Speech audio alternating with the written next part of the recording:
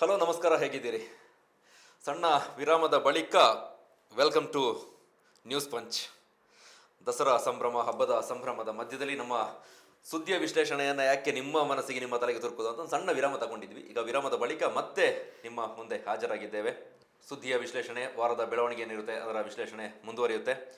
ಇವತ್ತಿನ ಎಪಿಸೋಡ್ನಲ್ಲಿ ಸುದ್ದಿಯ ವಿಶ್ಲೇಷಣೆಗಾಗಿ ಎಂದಿನಂತೆ ನಮ್ಮ ಜೊತೆಗೆ ಪ್ರತಿನಿಧಿ ಪತ್ರಿಕೆಯ ಮೈಸೂರು ಬ್ಯೂರೋ ಚೀಫ್ ಆಗಿರುವ ಹಿರಿಯ ಪತ್ರಕರ್ತರು ರಚಮಾಡ ರಮೇಶ್ ಕುಟ್ಟಪ್ಪರು ಇದ್ದಾರೆ. Welcome to show. ನಮಸ್ತೆ. ಹಬ್ಬ ಸಂಭ್ರಮ ಮುಗೀತಾ? ಹೇಗಿದ್ದೀರಿ? ಹೌದು, ಚೆನ್ನಾಗಿತ್ತು. ಓವರಾಲ್ ವಿಜಯದಶಮಿ ಸಂಭ್ರಮಗಳು, ನವರಾತ್ರಿಯ ಸಂಭ್ರಮಗಳು ನಡೆದಿದೆ, ಚೆನ್ನಾಗಿ ನಡೆದಿದೆ ಅಂತ ಅಂದ್ಕೊಳ್ತೇನೆ.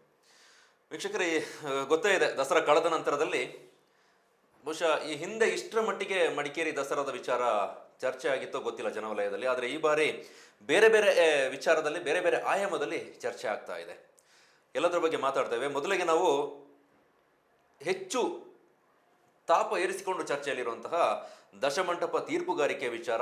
ಗೊತ್ತೇ ಇದೆ ನಿಮಗೆ, ದಶಮಂಟಪ ವೇದಿಕೆಯಲ್ಲಿ ಬಹುಮಾನ ಕೊಡುವ ಸಂದರ್ಭದಲ್ಲಿ ಕೊನೆಯ ದಿನ ಏನೆಲ್ಲ ಆಯಿತು, ಆದಂತಹ ಗಲಾಟೆ, ಅದಾದ ನಂತರದ ಬೆಳವಣಿಗೆಗಳು, ಜನವಲಯದಲ್ಲಿ ಕೇಳಿಬರ್ತಿರುವಂತಹ ಅಭಿಪ್ರಾಯಗಳು, ಎಲ್ಲದರ ಬಗ್ಗೆ ಮಾತಾಡ್ತೇವೆ. ಕುಟುಂಬರು ನೀವು ಕೂಡ ನೋಡಿದ್ದೀರಿ, ಹಲವು ವರ್ಷಗಳಿಂದ ಮಡಿಕೇರಿ ದಸರಾವನ್ನು ನೋಡ್ತಾ ಬಂದಿರೋರು. ಈ ಗಲಾಟೆ, ಅಸಮಾಧಾನ ಇದೆಲ್ಲ ಹೊಸತೇನಲ್ಲ. ಆದರೆ ಈ ಬಾರಿ ಒಂದು ಹಂತ ಮೇಲೆ ಹೋಗಿ ಆಕ್ರೋಶ ವ್ಯಕ್ತವಾಯಿತು, ಪ್ರತಿಭಟನೆ ವ್ಯಕ್ತವಾಯಿತು ಅಂತ ಹೇಳ್ಬೋದು.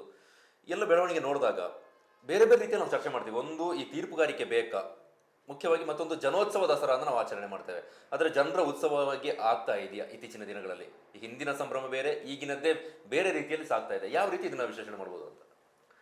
ಹೌದು, ಈ ಮೊನ್ನೆ ಬಹುಮಾನ ವಿತರಣೆ ಸಂಬಂಧಪಟ್ಟ ಹಾಗೆ ತೀರ್ಪುಗಾರಿಕೆಯನ್ನು ಪ್ರಶ್ನಿಸಿ ಒಂದು ಮಂಟಪದವರು ಮತ್ತು ಅದರೊಂದಿಗೆ ಒಂದಷ್ಟು ಜನ ವೇದಿಕೆಗೆ ಹತ್ತಿ ಆಸ್ತಿಪಾಸ್ತಿಗಳಿಗೆ, ಅಂದರೆ ವೇದಿಕೆಯಲ್ಲಿದ್ದಂಥ ಪೋಡಿಯಂಗಳಿಗೆ ಹಾನಿ ಮಾಡಿರೋದು, ಧ್ವನಿವರ್ಧಕ್ಕೆ ಹಾನಿ ಮಾಡಿರೋದು, ಚೇರ್ಗಳಿಗೆ ಹಾನಿ ಮಾಡಿರೋದು. ಆ ನಂತರ ಅಲ್ಲಿ ನಡೆದಂಥ ವಿದ್ಯಮಾನಗಳಲ್ಲಿ ಮಡಿಕೇರಿಯ ಡಿವೈಎಸ್ಪಿ ಅವರಿಗೆ ತಲೆಗೆ ಪೆಟ್ಟಾಗಿರುವಂಥದ್ದಿರ್ಬೋದು, ಆ ನಂತರ ಬಂಧನ ಆಗಿರ್ಬೋದು, ಅಥವಾ ಅವರು ಪೊಲೀಸ್ ಸ್ಟೇಷನ್ನಲ್ಲಿ ಮಾತಾಡಿರುವಂಥದ್ದು, ಅವರಿಗೆ ತ್ವರಿತವಾಗಿ ಬೇಲ್ ಸಿಕ್ಕಿರುವಂಥದ್ದು, ಆ ನಂತರ ಮಾನವ ಹಕ್ಕುಗಳ ಆಯೋಗಕ್ಕೆ ದೂರು ಕೊಟ್ಟಿರುವಂಥದ್ದು. ಈ ಎಲ್ಲ ಪ್ರಕ್ರಿಯೆಗಳೊಂದಿಗೆ ಇಡೀ ಮಡಿಕೇರಿ ದಸರಾಕ್ಕೆ ಅದೊಂದು ಕಪ್ಪು ಚುಕ್ಕೆಯಾಗಿ ದಾಖಲಾಯಿತು. ನವರಾತ್ರಿಯ 10 ದಿನದ ಉತ್ಸವ ಏನು ಬೇರೆ ಬೇರೆ ವೈವಿಧ್ಯಮಯ ಕಾರ್ಯಕ್ರಮಗಳು, ಬೇರೆ ಬೇರೆ ಕಾರ್ಯಕ್ರಮಗಳ ಮೂಲಕ ಏನು ನಡೆದಿತ್ತು, ಅದಕ್ಕೆ ಕೊನೆಯ ಅಂತಿಮವಾಗಿ ಒಂದು ಕಪ್ಪು ಚುಕ್ಕೆಯೊಂದಿಗೆ ಆ ಕಾರ್ಯಕ್ರಮ ಮುಗ್ದ ರೀತಿಯಲ್ಲಿ ಇದೆ. ಇದು ಈ ತೀರ್ಪುಗಾರಿಕೆ ಸಂಬಂಧಪಟ್ಟ ಹಾಗೆ ಪ್ರಶ್ನೆ ಬರುವಂಥದ್ದು, ಮಂಟಪ ಸಮಿತಿಯವರು ಗಲಾಟೆ ಮಾಡುವಂಥದ್ದು, ಇದು ಹೊಸತೇನಲ್ಲ. ಬಹುತೇಕ ಎಲ್ಲ ವರ್ಷಗಳಲ್ಲಿ 10 ಮಂಟಪಗಳ ಪೈಕಿ ಯಾವುದಾದ್ರೂ ಒಂದು ಸಮಿತಿಯವರು ಆಕ್ಷೇಪವನ್ನು ವ್ಯಕ್ತಪಡಿಸಿ ದಾಖಲು ಮಾಡ್ತಾರೆ. ಒಂದು ಘೋಷಣೆ ಕೂಗ್ತಾರೆ, ಅಥವಾ ಬಹುಮಾನ ತೆಗೆದುಕೊಂಡು ಹೋಗೋದಿಲ್ಲ, ಇದರಲ್ಲಿ ತಾರತಮ್ಯ ಮಾಡಿದ್ದಾರೆ, ರಾಜಕೀಯ ಮಾಡಿದ್ದಾರೆ, ಈ ಥರ ಒಂದು ನಕಾರಾತ್ಮಕ ಭಾವನೆಯೊಂದಿಗೆ ತೆರಳುವುದನ್ನು ನಾವು ಹಲವಾರು ವರ್ಷಗಳಿಂದ ಗಮನಿಸ್ತಾ ಬಂದಿದ್ದೇವೆ. ಅದರೊಂದಿಗೆ ಈ ವರ್ಷ ದಶಮಂಟಪ ಸಮಿತಿಯವರು ತೀರ್ಪುಗಾರಿಕೆಯಲ್ಲಿ ಯಾವುದೇ ಲೋಪ ಆಗಬಾರ್ದು ಅಂತ ಕಾರಣಕ್ಕಾಗಿ ಹಲವಾರು ರೀತಿಯ ಕಸರತ್ತುಗಳನ್ನು ಮಾಡಿದ್ದನ್ನು ನಾನು ಗಮನಿಸಿದೆ. ಮುಕ್ತವಾಗಿ ನಡಿಬೇಕು, ಪಾರದರ್ಶಕವಾಗಿ ನಡಿಬೇಕು ಅಂತ ಹೇಳುವಂಥ ಕಾಳಜಿಯನ್ನು ದಶಮಂಟಪ ಸಮಿತಿಯವರು ತೆಗೆದುಕೊಂಡದನ್ನು ಗಮನಿಸಿದೆ. ಪ್ರತಿಯೊಬ್ಬ ಸಮಿತಿಯವರು ಒಂದಿಷ್ಟು ಜನ ತೀರ್ಪುಗಾರರನ್ನ ಅವರು ಸಜೆಸ್ಟ್ ಮಾಡೋದು, ಅಂತಿಮವಾಗಿ ಒಂದಿಷ್ಟು ಜನರನ್ನ, 4 ಜನ ತೀರ್ಪುಗಾರರನ್ನ ಅವರು ಆಯ್ಕೆ ಮಾಡುವಂಥದ್ದು. ಆ ತೀರ್ಪುಗಾರರ ಹಿನ್ನೆಲೆ ಸಹಿತ, ಅವರ ಫೋಟೋ, ಅವರ ವಿವರವನ್ನು ಸಹಿತ ಅವರು ಒಂದು ತೀರ್ಪುಗಾರಿಕೆಗಿಂತ ಮೊದಲು ಪ್ರಕಟಿಸಿದರು. ಹೀಗಿದ್ರೂ ಸಹ ಆ ಒಂದು ತೀರ್ಪುಗಾರಿಕೆ ಬಂದ ನಂತರವೂ ಸಹ ಆ ತೀರ್ಪುಗಾರಿಕೆಯನ್ನು ಒಪ್ಪುವ ರೀತಿಯಲ್ಲಿ ತೀರ್ಪಕ್ಕೆ ಬರಲಿಲ್ಲ ಅಂತ ಹೇಳುವ ಆಕ್ಷೇಪವನ್ನು ಸಮಿತಿಯವರು ವ್ಯಕ್ತಪಡಿಸಿ, ಭಗವತಿ ಟೆಂಪಲ್ ಅವರ ಉತ್ಸವ ಸಮಿತಿಯವರು ಏನು ವ್ಯಕ್ತಪಡಿಸಿದ್ರು, ಬಹುಮಾನ ಸಿಗಲೇಬೇಕು ಅಂತ ನಿರೀಕ್ಷೆ ಇತ್ತಿದ್ರು ಅಂತ ಹೇಳೋದು. ಬಹುಶಃ ಅದು ಎಷ್ಟು ಸತ್ಯನೋ ಸುಳ್ಳೋ ಗೊತ್ತಿಲ್ಲ. ಅವರು ತೀರ್ಪುಗಾರಿಕೆಗಳ ಬಗ್ಗೆ ಅವರ ಅಂಕ ಹಾಕಿದ ಪಟ್ಟಿಯಲ್ಲಿ ಸಾಮಾಜಿಕ ಜಾಲತಾಣದಲ್ಲಿ ಹಂಚಿಕೆ ಆಗಿದ್ದರೆ ಅಂಕವನ್ನು ತಿದ್ದಿದ ರೀತಿಯಲ್ಲಿ ತೋರಿಸಿದ್ರು. ಸ್ವಲ್ಪನೇ ಹೊತ್ತಲ್ಲಿ ಒಂದು ಮಂಟಪದ ಅಂಕವನ್ನು ತಿದ್ದಿ ತೋರಿಸಿದ್ರು, ಸ್ವಲ್ಪ ಸಮಯ ನಂತರ ಇನ್ನೊಂದು ಮಂಟಪಕ್ಕೆ ಹಾಕಿದ್ರು. ಅದು ಗೊಂದಲ ಸೃಷ್ಟಿಯಾಗುವ ಆಯಿತು. ಆ ನಿಜವಾಗಿ ತೀರ್ಪುಗಾರಿಕೆಯಲ್ಲಿ ಅಂಕವನ್ನು ಬದಲಾಯಿಸುವ ರೀತಿಯಲ್ಲಿ ಆಯ್ತಾ ಏನು ಅಂತ ಹೇಳೋದು. ನನಗೆ ಗೊತ್ತಾಗಿದೆ ಏನು ಅಂತ ಹೇಳಿದ್ರೆ, ಈ ಮಂಟಪದವರಿಗೆ ಒಂದೊಂದು ಕಾಪಿ ಕೊಡ್ತಾರಂತೆ ಟೋಟಲ್ ಟ್ಯಾಲಿ ಮಾಡಲಿಕ್ಕೆ. ಕೊನೆಗೆ ಈ ಬೇರೆ 3 ತೀರ್ಪುಗಾರರು ಇರ್ತಾರಲ್ಲ, ಅವ್ರದ್ದು ತೀರ್ಪುಗಾರಿಕೆ ಪಟ್ಟಿ ಫೈನಲ್ ಇರುತ್ತೆ. ಅದರ ಆಚೆಗೆ ಯಾರ್ಯಾರು ಅಂಕ ಕೊಟ್ಟಿರ್ತಾರೆ ಮಂಟಪದವರಿಗೆ ಒಂದೊಂದು ಶೀಟ್ ಕೊಟ್ಟು ಮಾಡ್ಕೊಳ್ತಾರೆ. ಅದರಲ್ಲಿ ತಿದ್ದಿದ್ದು ಅಂತ ಇದು ನಾನು ಖುದ್ದು ಭಗವತಿ ಟೆಂಪಲ್ ಅವ್ರನ್ನೇ ಮಾತಾಡಿಸಿದಾಗ ಅಲ್ಲಿ ಬಂದಂಥ ವಿಚಾರ. ಅವರಲ್ಲಿ ಸಿಕ್ಕದಂಥ ಚಾರ್ಟಲ್ಲಿ ಅದರಲ್ಲಿ ತಿದ್ದಿದ್ರು, ಬಟ್ ಅವರೇ ತಿದ್ಕೊಂಡಿದ್ದು, ಆ ಸಮಿತಿಯವರೇ ತಿದ್ಕೊಂಡಿದ್ದು ಅಂತ ಅವ್ರು ಹೇಳ್ಕೊಂಡಿದ್ದಾರೆ. ಅದೇ, ಅದು ಏನಾಗಿತ್ತು ಅಂದರೆ, ಸಹಜವಾಗಿ ನಾನು ಸಹ ಫಸ್ಟ್ ಏನು ಅದರದ್ದು ತೀರ್ಪುಗಾರಿಕೆ ಸಂಬಂಧಪಟ್ಟ ಹಾಗೆ ಅಂಕಪಟ್ಟಿ ಹೊರಗೆ ಬಂತು, ತಿದ್ದಿದ ಪಟ್ಟಿ, ನನಗೆ ಸಹಜ ಅನ್ನಿಸ್ತು. ಕಂಪೇರ್ ಮಾಡುವಾಗ ಭಗವತಿ ಟೆಂಪಲಿಗೂ ದಂಡಿನ ಮಾರಿಯ ಟೆಂಪಲಿಗೂ ತಿದ್ದಿದ ನೋಡಿದಾಗ, ತಿದ್ದದೆ ಹೋಗಿದ್ರೆ ಭಗವತಿ ಟೆಂಪಲಿಗೆ ನಿಜವಾಗಿ ತಿದ್ದದೆ ಹೋಗಿದ್ರೆ ಭಗವತಿ ಟೆಂಪಲಿಗೆ ಅಂಕ ಇದು ಪ್ರೈಸ್ ಬರುವ ರೀತಿಯಲ್ಲಿ ಇತ್ತು. ಸಹಜ ಅನ್ನಿಸ್ತದೆ. ಏನು ಅನ್ನಿಸ್ತದೆ ಅಂತ ಹೇಳಿದ್ರೆ, ಸಹಜವಾಗಿ ಸ್ಪರ್ಧೆ ಅಂತ ಹೇಳಿದಾಗ ಅವರು ಲಕ್ಷಾಂತರ ರೂಪಾಯಿ ಹಣವನ್ನು ಖರ್ಚು ಮಾಡಿರ್ತಾರೆ. ನೂರಾರು ಜನರ ಶ್ರಮ ಅದರೊಳಗೆ ಇರ್ತದೆ. ಮಂಟಪ ಸಿದ್ಧಪಡಿಸೋದಿರ್ಬೋದು, ದೇಣಿಗೆ ಸಂಗ್ರಹ ಮಾಡೋದಿರ್ಬೋದು, ಬೇರೆ ಹಲವಾರು ಆಯಾಮಗಳಲ್ಲಿ ತುಂಬ ಜನ ತೊಡಗಿಸ್ಕೊಂಡಿರ್ತಾರೆ. ತಿಂಗಳ ಗಟ್ಟಲೆ ಕೆಲಸ ಮಾಡಿರ್ತಾರೆ. ಸ್ವಂತ ಕೆಲಸಗಳನ್ನೆಲ್ಲ ಬದಿಗಿಟ್ಟು ಕೆಲಸ ಮಾಡ್ತಾರೆ. ಮತ್ತು ಕೊನೆಯ ಕ್ಷಣಗಳಲ್ಲಿ ಬಹಳ ಶ್ರಮ ವಹಿಸಿ ಆ ಒಂದು ಸಾರಾಂಶವನ್ನ, ಕಥಾ ಸಾರಾಂಶವನ್ನ ತೀರ್ಪುಗಾರರ ಮುಂದೆ ಪ್ರದರ್ಶನ ಮಾಡೋದಕ್ಕೆ ಶ್ರಮಿಸಿರ್ತಾರೆ. ಆ ಸಂದರ್ಭದಲ್ಲಿ ಈ ತರ ಲೋಪ ಆಯ್ತು ಅಂತ ಹೇಳಿ ಭಾವನೆ ಸಹಜವಾಗಿ ಮೂಡಿದಾಗ ಈ ತಿದ್ದಿದ ವಿಚಾರಕ್ಕೆ ಸಹಜವಾಗಿ ಬಂದೇ ಬರ್ತದೆ, ಯಾರಿಗಾದ್ರೂ ಬರ್ತದೆ. ನಾನೇ ನೋಡುವಾಗ ಅನ್ನಿಸ್ತು, ನಿಜವಲ್ಲ ಇವರಿಗೆ ಆ ಮಾರ್ಕನ್ನು ಕೊಡದೆ ಹೋಗಿದ್ರೆ ಇವರಿಗೆ ಬರ್ತಾ ಇತ್ತು, ಅವ್ರಿಗೆ ಪ್ರೈಸೇ ಬರ್ತಿರ್ಲಿಲ್ಲ ಅಂತ ಹೇಳೋ ಭಾವನೆ ಬಂತು. ಇದನ್ನ ತೀರ್ಪುಗಾರಿಕೆನ ನೀವು ಎಷ್ಟು ಪಾರದರ್ಶಕವಾಗಿ ಮಾಡ್ತೀನಿ ಅಂತ ಹೊರಡ್ತೀರಿ ಅಥವಾ ನಾವು ಮುಕ್ತವಾಗಿ ಇದ್ದೀವಿ ಅಂತ ತೋರಿಸ್ಕೊಳ್ತಾ ಹೋಗ್ತೀವಿ, ಅದು ಸಹ ಅಪಾಯಕಾರಿ ಆಗುತ್ತೆ. ಅಂಕಪಟ್ಟಿಯನ್ನು ಕೊಡುವ ಅವಶ್ಯಕತೆ ಇಲ್ಲ. ನಿಜವಾಗ್ಲಿ ದಸಮಂಟಪ ಸಮಿತಿಯವರಿಗಾಗ್ಲಿ ಅಥವಾ ತೀರ್ಪುಗಾರಿಕೆ ಮಾಡುವವರಲ್ಲಿ ನಾನು ಆತ್ಮವಂಚನೆ ಮಾಡದೆ ಯಾವುದೇ ದುರುದ್ದೇಶಪೂರಿತವಾಗಿ ನಾನು ತೀರ್ಪುಗಾರಿಕೆ ಕೊಟ್ಟಿಲ್ಲ ಅಂತ ಹೇಳುವಂಥ ಒಂದು ಆತ್ಮತೃಪ್ತಿ ಇದ್ರೆ ಅಷ್ಟೇ ಸಾಕು. ನೀವು ಯಾರನ್ನ ನಂಬಿಸಕ್ಕಾಗಿ ಮಾಡುವ ಅವಶ್ಯಕತೆ ಇಲ್ಲ. ಯಾಕೆಂದ್ರೆ ಅದು ತಡರಾತ್ರಿಯಲ್ಲಿ ಪ್ರದರ್ಶನ ಆಗುವಂಥದ್ದು. ಆ ಕ್ಷಣದಲ್ಲಿ ಅವರ ಮನಸ್ಸುಗಳಿಗೆ ಹೇಗೆ ಮಂಟಪ ಕಾಣುತ್ತೆ ಅದರ ಮೇಲೆ ಬರುವಂಥದ್ದು. ಅದು ಅಷ್ಟೆಲ್ಲ ಸಾವಿರಾರು ಜನ ಸೇರಿರ್ತಾರೆ, ಜನಜಂಗುಳಿ ನಡೆ ಬಂದಿರ್ತಾರೆ. ಆ ಕ್ಷಣದಲ್ಲಿ ಅವರಿಗೆ ಏನು ಅನ್ನಿಸ್ತದೆ ಆ ತೀರ್ಪುಗಾರಿಕೆಯಲ್ಲಿ ಕೊಡುವಂಥ ಎಷ್ಟೇ ಪರಿಪೂರ್ಣತೆ ಇದ್ರೂ ಸಹ ತೀರ್ಪುಗಾರಿಕೆಯಲ್ಲಿ ಎಡವುವುದನ್ನು ನಾನು ಬೇರೆ ಬೇರೆ ವಿದ್ಯಮಾನಗಳಲ್ಲಿ ಗಮನಿಸಿದ್ದೇನೆ. ವಿಚಾರಗಳಿಗೆ ಇರೋದಿಲ್ಲ, ಬೇರೆ ಬೇರೆ ಏನೋ ಒಂದು ಪ್ರಭಾವಕ್ಕೊಳಗಾಗುತ್ತೆ ಅಥವಾ ಅವ್ರಿಗೆ ಏನು ಅನಿಸ್ತದೋ ಗೊತ್ತಾಗಲ್ಲ. ಕೆಲವು ಸಲ ಕೆಲವು ತೀರ್ಪುಗಾರರು ನೀವು ಎಷ್ಟೇ ಹೋಗಿ ಅವರು ಆ ವಿಚಾರದ ಬಗ್ಗೆ ಪರಿಪೂರ್ಣತೆಯನ್ನು ಹೊಂದಿರೋರು, ತುಂಬ ಜ್ಞಾನ ಹೊಂದಿರೋರು ಅಂದುಕೊಂಡಿದ್ರು ಸಹ ಅಲ್ಲಿ ಎಡವುವುದನ್ನು ನಾವು ಗಮನಿಸ್ಬೋದು. ಅದು ಎಡವುದು ಸಹಜವಾಗಿರುತ್ತೆ. ಆದರೆ ದುರುದ್ದೇಶಿತ ಪೂರಿತವಾಗಿ ಇಂಥ ಮಂಟಪಕ್ಕೆ ಕೊಡಬೇಕು ಅಥವಾ ಇಂಥ ಮಂಟಪಕ್ಕೆ ಕೊಡಬಾರದು ಅಂತ ಹೇಳುವ ಭಾವನೆಯನ್ನು ಇಟ್ಟುಕೊಂಡೇ ಬಂದಾಗ, ಈ ತಿದ್ದುವ ವಿಚಾರಗಳು ಬಂದಾಗ ಸಹಜವಾಗಿ ಆಕ್ರೋಶ ಯಾರಿಗಾದ್ರೂ ಬಂದೇ ಬರುತ್ತೆ. ಆ ನಂತರ ನಡೆದ ಎಲ್ಲ ವಿದ್ಯಮಾನಗಳು ಅದಕ್ಕಾಗಿ ನಡೆದಿರುತ್ತೆ. ನಾವು ಅದನ್ನು ಸರಿ ತಪ್ಪು ಅಂತ ಹೇಳೋಕ್ಕಾಗಲ್ಲ. ಆಕ್ರೋಶಿತರಾಗಿರ್ತಾರೆ, ಅದನ್ನ ಅಷ್ಟೇ ತೆಗೆದುಕೊಳ್ಬೇಕಾಗುತ್ತೆ. ಆ ನಂತರದ ನಡೆದ ಎಲ್ಲ ಒಂದಕ್ಕೊಂದು ನಡ್ತಾ ಹೋದ ನಂತರ ನಾವು ಯಾವುದೋ ಒಂದು ವಿಚಾರ ಎತ್ತುಕೊಂಡು ಇದು ತಪ್ಪು, ಇದು ಸರಿ, ಇದು ಇವರು ಹೀಗೆ ಮಾಡಬಾರ್ದಿತ್ತು, ಹಾಗೆ ಮಾಡಬಾರ್ದು ಹೇಳಕ್ಕೆ ಚಂದ ಇರುತ್ತೆ. ಸಹಜವಾಗಿ ಮಡಿಕೇರಿ ದಸರಾದಲ್ಲಿ ತೀರ್ಪುಗಾರಿಕೆ ಬರುವುದಕ್ಕೆ ಹೆದರ್ತಾರೆ. ಅದರಲ್ಲೂ ಕೆಲವು ಸಲ ನಾನು ನೋಡಿದೆ ಸೋಷಿಯಲ್ ಮೀಡಿಯಾದಲ್ಲಿ ಕೆಲವು ಒಂದು ಒಳ್ಳೆಯ ವ್ಯಕ್ತಿನೇ ಹಾಕೊಂಡಿದ್ರು, ನಾವು ಒಳ್ಳೇದು ಮಾಡಕ್ಕೆ ಹೋದ್ರು ಸಹ ಕೆಟ್ಟದ ರೀತಿಯಲ್ಲಿ ಆಗುತ್ತೆ ಅಂತೇಳಿ ಮನಸ್ಸು ಘಾಸಿಗೊಳಗಾಗುತ್ತೆ. ಅವರು ಈ ಒಂದು ತೀರ್ಪುಗಾರಿಕೆ ಅಲ್ಲ, ಮುಂದೆ ಹಲವಾರು ತೀರ್ಪುಗಾರಿಕೆಗೆ ಹೋಗದೇ ಮಾಡ್ತಾರೆ. ಅವರು ಮಾತ್ರ ಅಲ್ಲ, ಉಳಿದವರು ಯಾರು ಬರದೇ ಇರುವ ಪರಿಸ್ಥಿತಿ ಬರ್ತದೆ. ಅಂದ್ರೆ ಅದನ್ನ ಯಾಕೆ ಕೊಡಬೇಕು, ಕೊಡುವ ಅವಶ್ಯಕತೆ ಇಲ್ಲ. ಒಂದು ನಂಬಿಕೆ, ತೀರ್ಪುಗಾರರ ಮೇಲೆ ನಂಬಿಕೆ ಇದ್ದ ಮೇಲೆ ನಾವು ತೀರ್ಪುಗಾರಿಕೆ ಮೇಲೆ ನಂಬಿಕೆ ಇಟ್ಟು ಅದನ್ನು ಮಾಡಬೇಕಾಗುತ್ತೆ. ಆ ನಂತರ ಅವರು ಕೊಡೋ ತೀರ್ಪುಗಾರಿಕೆನ ಯಾರು ಫಸ್ಟ್ ಸೆಕೆಂಡ್ ಥರ್ಡ್ ಅಂತ ಏನು ಮಾಡಿರ್ತೀರಿ ಅಷ್ಟಕ್ಕೆ ಅವರಿಂದ ಘೋಷಣೆ ಮಾಡಿಸಿಕೆ ಅಷ್ಟಕ್ಕೆ ಕ್ಲೋಸ್ ಮಾಡಬೇಕು. ಅಂಕವನ್ನು ಹೇಳುವಂಥ ಅವಶ್ಯಕತೆಯೂ ಸಹ ಇಲ್ಲ. ಕೆಲವು ಸಲ ನೀವು ಅದನ್ನು ಪಾರದರ್ಶಕ ಅಂತ ಅಂದ್ಕೊಳ್ಬೇಕಾಗಿಲ್ಲ. ನನಗೆ ಅನಿಸುವಂಥದ್ದು ಇದು, ಈ ಮಂಟಪ ಸಮಿತಿಯವರು ಹಲವಾರು ವರ್ಷಗಳಿಂದ ಬಹುಮಾನ ತೆಗೆದುಕೊಳ್ಳುವ ಸಂದರ್ಭದಲ್ಲಿ ಈ ಟ್ರೋಫಿ ತಗೊಂಡು ಹೋಗದಿರುವುದು ಅಥವಾ ಬಹುಮಾನ ತೆಗೆದುಕೊಂಡು ಹೋಗದಿರೋದು, ಸುಮಾರು ವರ್ಷಗಳಿಗೆ ಕಾಲ ಇದರ ಗೆಸ್ಟ್ಗಳಾಗಿ ಬಂದಿದ್ದು KG ಬೋಪಣ್ಣವರು.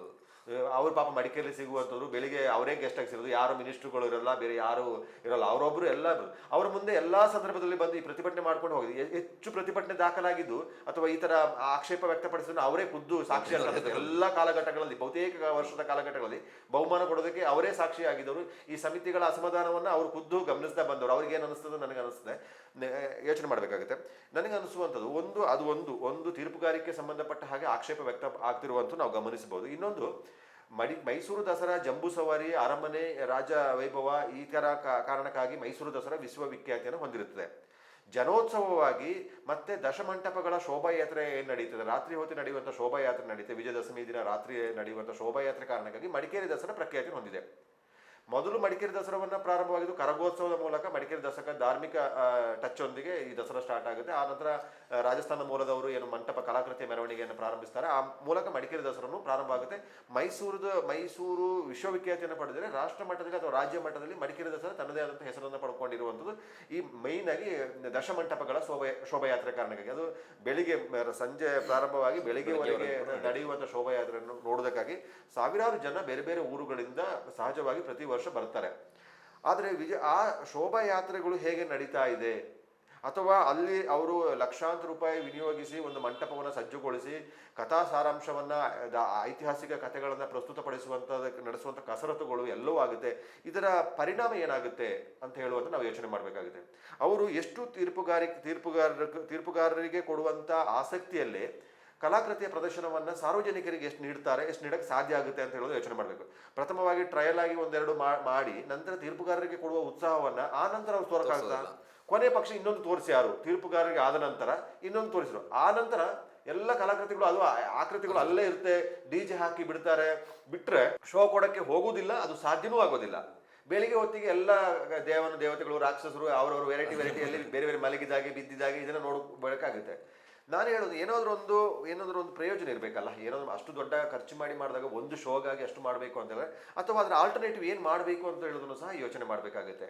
ಅಥವಾ ಅಷ್ಟು ಮಟ್ಟದ ಶೋಗಳನ್ನು ಕೊಡೋದಕ್ಕೆ ಸಹಜವಾಗಿ ಸಾಧ್ಯ ಆಗೋದಿಲ್ಲ, ಸುಲಭವಾಗಲ್ಲ. ಮನುಷ್ಯರು ಅದು ಕಂಪ್ಯೂಟರೈಸ್ ಮಾಡೋದು, ಡಿಜಿಟಲ್ ವರ್ಷನ್ ಮಾಡೋದಾದ್ರೆ ಈಸಿಯಾಗಿ ಮಾಡ್ಬೋದು. ಇದು ಆ ಥರದ್ದು ಅಲ್ಲ. ಸಹಜವಾಗಿ ಜನರೇ ಚಲನವಲನಗಳನ್ನ ಅವರೇ ಮೂವ್ ಮಾಡಬೇಕು. ಅದು ಆ ಕ್ಷಣದಲ್ಲೇ ಅದು ಆಗಬೇಕಾಗಿರೋ ಕಾರಣಕ್ಕಾಗಿ. ಅದರೊಂದಿಗೆ ಏನಾಗಿದೆ, ಇತ್ತೀಚಿನ ವರ್ಷಗಳಲ್ಲಿ ಡಿಜೆಗಾಗಿಯೇ ಬರುವವರು ಅಂತ ಹೇಳುವ ರೀತಿಯಲ್ಲಿ ದಶಮಂಟಪಗಳ ಶೋಭಾಯಾತ್ರೆ ನೋಡುವುದಕ್ಕೆ ಜನ ಹೇಗೆ ಬರ್ತಾರೆ, ಮಡಿಕೇರಿ ದಸರಾ ಪ್ರಖ್ಯಾತಿಯನ್ನು ಹೊಂದಿತ್ತು. ಇತ್ತೀಚಿನ ವರ್ಷಗಳಲ್ಲಿ ಡಿಜೆಗಾಗಿಯೇ ಬರ್ತಾರೆ ಅಂತ ಹೇಳುವ ಭಾವನೆಯನ್ನು ನೋಡ್ಬೋದು. ಈ ಸಲ ದಸರಾ ವಿಜಯದಶಮಿಯ ಶೋಭಾಯಾತ್ರೆ ಮುಗಿದ ನಂತರ ಬಂದ ಪ್ರತಿಕ್ರಿಯೆಗಳಲ್ಲಿ ಬಹುತೇಕಗಳು ಬಹಳ ನಿರಾಶೆ ಆಗಿತ್ತು. ಡಿಜೆ ಇರಲಿಲ್ಲ, ಕುಣಿಯಕ್ಕಾಗಲಿಲ್ಲ, ಡಿಜೆ ಆಫ್ ಮಾಡ್ತು ಅಂತ ಹೇಳುವುದು. ಕೆಲವು ಕಡೆ ಸಾಂಪ್ರದಾಯಿಕ ವಾಲಗಕ್ಕೆ ಡ್ಯಾನ್ಸ್ ಮಾಡಿದ್ರು ಅಂತ ಹೇಳಿದ್ರು. ಕೆಲವು ಕಡೆ ಅವರೇ ಹಾಡಿಕೊಂಡು ಅವರೇ ಡ್ಯಾನ್ಸ್ ಮಾಡಿದ್ರು, ಸಂಭ್ರಮಿಸಿದ್ರು ಅಂತ ಹೇಳಿದ್ರು. ಅಂದ್ರೆ ಈ ತರ ಅಂದ್ರೆ ಈ ಒಂದು ದಸರಾ ಉತ್ಸವ ಅಂತ ಹೇಳುವುದು ಡಿಜೆ ಕೇಂದ್ರೀಕೃತವಾಗಿ ನಡೀತಾ ಇದೆಯಾ? ಚರ್ಚೆಗಳು, ಪೊಲೀಸರು ಸಿದ್ಧತೆಗಳ ಬಗ್ಗೆ ಕಾನೂನು ಸುವ್ಯವಸ್ಥೆ ಕಾಪಾಡುವಂಥದ್ದು, ಯಾರ ಪ್ರಾಣಹಾನಿಗಳಿಗೆ ತೊಂದರೆ ಆಗದೆ ನೋಡ್ಕೊಳ್ಳುವಂಥದ್ದು, ಇದೆಲ್ಲ ಯೋಚನೆಗಿಂತ ಹೆಚ್ಚು ಡಿಜೆ ಬಗ್ಗೆ ಅವರು ಗಮನ ಹರಿಸಕ್ಕೆ ಸಾಧ್ಯ ಆಯಿತು. ಇಲ್ಲಿ ಇನ್ನೊಂದು ಯೋಚನೆ ಮಾಡಬೇಕು. ಡಿಜೆ ಬಳಕೆ ಮಾಡುತ್ತಿರುವುದರಿಂದ ವಯಸ್ಸಾದವರಿಗೆ ತೊಂದರೆ ಆಗುತ್ತೆ, ಗರ್ಭಿಣಿಯರಿಗೆ ತೊಂದರೆ ಆಗುತ್ತೆ, ಆರೋಗ್ಯದ ಸಮಸ್ಯೆ ಇರುವವರಿಗೆ ತೊಂದರೆ ಆಗುತ್ತೆ, ಮಕ್ಕಳಿಗೆ ತೊಂದರೆ ಆಗುತ್ತೆ ಅಂತ ಹೇಳೋದಕ್ಕಿಂತ ಕಾನೂನು ಭಾಗದಲ್ಲಿ ನಮಗೇನು ತೊಂದರೆ ಆಗುತ್ತೆ ಬಗ್ಗೆ ಯೋಚನೆಗೆ ಚರ್ಚೆ ಆಗಿರುವಂಥದ್ದು. ಕಾನೂನು ಭಾಗದಲ್ಲೂ ಒಂದು ಡಿಜೆಯನ್ನು ನಿಷೇಧ ಮಾಡಬೇಕು, ಅಥವಾ ಸಮಯವನ್ನು ಇಷ್ಟು ಸಮಯದೊಳಗೆ ಧ್ವನಿವರ್ಧಕ ಬಳಸಬೇಕು, ರಾತ್ರಿ 10 ಗಂಟೆ ಮೇಲೆ ಬಳಸಬಾರದು, ಬೆಳಿಗ್ಗೆ 5-6 ಗಂಟೆ ನಂತರ ಮಾತ್ರ ಬಳಸೋಕ್ಕೆ ಅವಕಾಶಗಳಿದೆ. ಇದೆಲ್ಲ ಕಾನೂನುಗಳು ಇದ್ದವು ಸಹ ಇದರಲ್ಲಿ ಚರ್ಚೆ ಆಗಿರುತ್ತೆ. ಒಂದು ರಾತ್ರಿ ಹೊತ್ತು ಯಾಕೆ ಬೇಡ, ಅಥವಾ ಇದ್ರ ಬಳಕೆ ಅಥವಾ ಡಿಜೆ ಬಳಕೆಯ ಇದನ್ನ ಯಾಕೆ ನಿಷೇಧ ಮಾಡಿರುತ್ತೆ ಅಂದರೆ ಹಲವಾರು ಚರ್ಚೆ ಮಾಡಿ ಅದು ಒಂದು ವ್ಯವಸ್ಥೆ ಮೇಲೆ ವ್ಯತಿರಿಕ್ತ ಪರಿಣಾಮ ಬೀರುತ್ತೆ ಅಂತ ಕಾರಣಕ್ಕಾಗಿ ಅದನ್ನು ನಿಷೇಧ ಮಾಡಿರ್ತಾರೆ. ಇದು ಕಾನೂನು ಭಾಗದಲ್ಲಿ ಆಗಿರುವಂತಹ ಪ್ರಕ್ರಿಯೆ ಅಥವಾ ನಿಯಮದಲ್ಲಿ ಇರುವಂತಹ ವಿಚಾರ. ಅದನ್ನು ಒಬ್ಬರು ವಕೀಲರಾಗಿ ಹೈಕೋರ್ಟ್ಲಿ ಅಮೃತೇಶ್ ಅವರು ಪ್ರಶ್ನೆ ಮಾಡಿದ ಸಂದರ್ಭದಲ್ಲಿ ಕಳೆದ ಬಾರಿಯೂ ಪ್ರಶ್ನೆ ಮಾಡಿದ್ರು.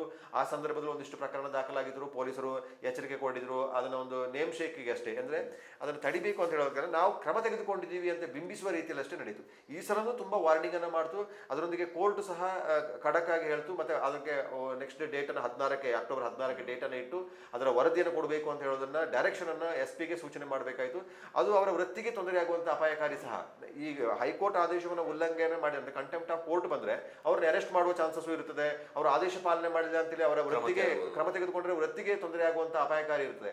ಆ ಕಾರಣಕ್ಕಾಗಿ ಮತ್ತೆ ಅವರು ಎಲ್ಲಾ ಸಮಿತಿಯವರ ಮೇಲೆ, ಪದಾಧಿಕಾರಿಗಳ ಮೇಲೆ, ಡಿಜೆ ಮಾಲೀಕರುಗಳ ಮೇಲೆ ಕೇಸ್ ಹಾಕಿ ಮತ್ತೆ ಅವರು ಕಾನೂನಾತ್ಮಕ ಏನು ಪ್ರಕ್ರಿಯೆಗಳುಂಟು ಅದನ್ನ ಪ್ರಕ್ರಿಯೆಯನ್ನು ಮಾಡಿದ್ದಾರೆ.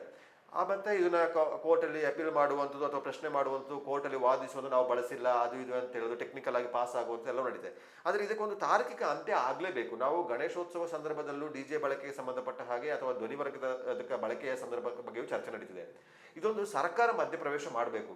ಜನಪ್ರತಿನಿಧಿಗಳಿರ್ಬೋದು, ಮುಖ್ಯಮಂತ್ರಿಗಳಿರ್ಬೋದು, ಅಥವಾ ಉಸ್ತುವಾರಿ ಬರ್ಬೋದು, ಇವರೆಲ್ಲರೂ ಈ ಬಗ್ಗೆ ಒಂದು ತಾರ್ಕಿಕ ತೀರ್ಮಾನವನ್ನು ತೆಗೆದುಕೊಳ್ಬೇಕು. ಅಥವಾ ನಿಮಗೆ ಡಿಜೆ ಬಳಕೆ ಮಾಡಲೇಬೇಕಾಗುತ್ತೆ, ಗಣೇಶೋತ್ಸವ ಸಾರ್ವಜನಿಕ ಉತ್ಸವ ಸಂದರ್ಭದಲ್ಲಿ ಈ ಒಂದು ನಿಯಮವನ್ನು ಸಡಿಲಿಸಬೇಕು ಅಂತ ಹೇಳಿದ್ರೆ ಸಂಸತ್ ಅಥವಾ ಶಾಸನ ಸಭೆಯೊಳಗೆ ಇದರ ಮಸೂದೆಯನ್ನು ಮಂಡಿಸಿ ಇದಕ್ಕೊಂದು ಅವಕಾಶವನ್ನು ಮಾಡಿಕೊಡಬಹುದು. 365 ದಿನಕ್ಕೂ ಬಳಕೆಗೆ ಅವಕಾಶ ಕೊಡುವ ಬದಲು ಸಾರ್ವಜನಿಕ ಉತ್ಸವ ಸಂದರ್ಭದಲ್ಲಿ ಇದರ ಬಳಕೆಗೆ ಕಾನೂನಾತ್ಮಕವಾಗಿ ಬಳಕೆಗೆ ಒಂದು ಅವಕಾಶ ಮಾಡಿಕೊಡುವಂತ ಸಾಧ್ಯತೆ ಆದ್ರೆ, ಈಗ ಗಣೇಶೋತ್ಸವ ಸಂದರ್ಭ ಇರ್ಬೋದು, ಹಬ್ಬ ಹರಿದಿನಗಳಿರ್ಬೋದು, ಅಥವಾ ದಸರಾ ಇರ್ಬೋದು, ರಾತ್ರಿ ನಡೆಯುವ ಉತ್ಸವಗಳಿರ್ಬೋದು, ಯಕ್ಷಗಾನ ಇರ್ಬೋದು, ರಾತ್ರಿ ಅದನ್ನೆಲ್ಲವನ್ನು ಯಾವುದಕ್ಕೆ ಮಾಡ್ಬೋದು ಅಂತ ಹೇಳೋದನ್ನ ನಿಯಮ ಮಾಡಿಕೊಂಡ್ರೆ ಈ ಇಂಟರ್ಫಿಯರ್ ಆಗಿ ಪೊಲೀಸರಿಗೆ ಇಕ್ಕಟ್ಟಿಗೆ ಸಿಕ್ಕುವಂಥದ್ದು ಇರ್ಬೋದು, ಸಮಿತಿಯವರು ಇಕ್ಕಟ್ಟಿಗೆ ಸಿಗುವಂತಿರ್ಬೋದು. ಇಲ್ಲ ನೋಡಿ, ಈಗ ದಸರಾ ಸಂಭ್ರಮವನ್ನು ಪಡಬೇಕಾ, ಎಲ್ಲ ಕಷ್ಟಪಟ್ಟು ಮಾಡಿರ್ತಾರೆ.